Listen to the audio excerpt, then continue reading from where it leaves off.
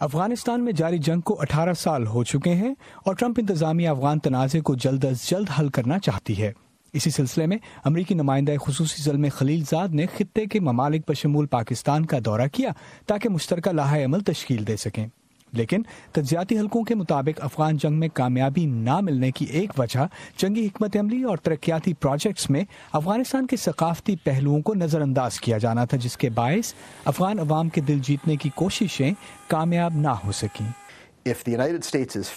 ایسے وقت میں جب امریکہ افغانستان میں عسکریت پسندوں کے خلاف جنگ لڑ رہا ہو تو اس دوران عوام کے دل جیتنا بہت مشکل ہوگا، کیونکہ عوام ہمیں اور کابل حکومت کو وہاں جاری پرتشدد کارروائیوں کے تناظر میں دیکھیں گے۔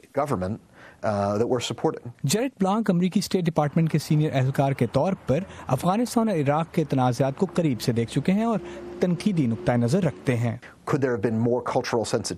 کیا ہمیں مقامی طور طریقوں کا زیادہ ادراک ہونا چاہیے تھا؟ بالکل صحیح ہے، ہمیں بہت سے مسائل پیش آئے، خصوصاً مقامی زبانوں پر دسترس نہ ہونے کے باعث، یا پھر ہمارے جو لوگ افغان سرزمین پر موجود تھے وہ بھی ایسی صورتحال سے دوچار تھے، اور پھر بدقسمتی سے ہمیں حفاظتی محاصروں کے پیچھے رہنا پڑا، جس کے باعث عوام سے ہمارا تعلق نہیں بن پایا۔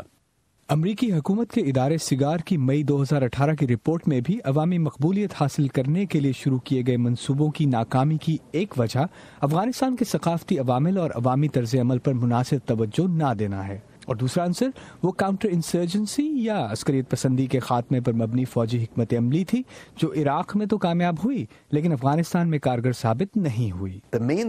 عسکریت پسندی کے خاتمے کی جو حکمت عملی عراق میں اپنائی گئی اسے ضرورت سے زیادہ پذیرائی ملی۔ حقیقت یہ ہے کہ مقامی سطح پر پرتشدد کارروائیوں میں ملوث گروہوں سے معاہدے کیے گئے، جس کے نتیجے میں ان ترقیاتی منصوبوں کا آغاز کیا گیا جو عسکریت پسندی کے خاتمے کی حکمت عملی کا حصہ سمجھے جاتے ہیں۔ تو ایسا نہیں ہوا کہ مقامی افراد کی ضروریات پورا کرنے سے تشدد میں کمی آئی۔ واشنگٹن انسٹیٹیوٹ سے وابستہ ڈینیل گرین عراق اور افغانستان کے جنگی معاملات کو بخوبی جانتے ہیں اور کہتے ہیں،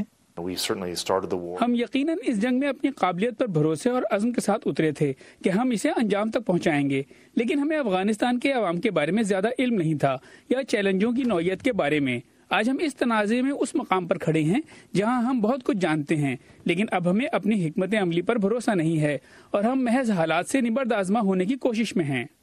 کچھ تحقیق کاروں کا کہنا ہے کہ کاؤنٹر انسرجنسی یا عسکریت پسندی کے خاتمے پر مبنی جنگی حکمت عملی کو آج کے اعلیٰ سرکاری حلقوں میں زیادہ پذیرائی حاصل نہیں، لیکن کیا اس کا یہ مطلب ہے کہ افغان عوام کو اپنے مستقبل کے فیصلے خود کرنے میں کوئی مدد مل پائے گی؟ اس بارے میں عمومی رائے زیادہ پر امید نظر نہیں آتی۔ Aman Azhar, voice of America, Washington.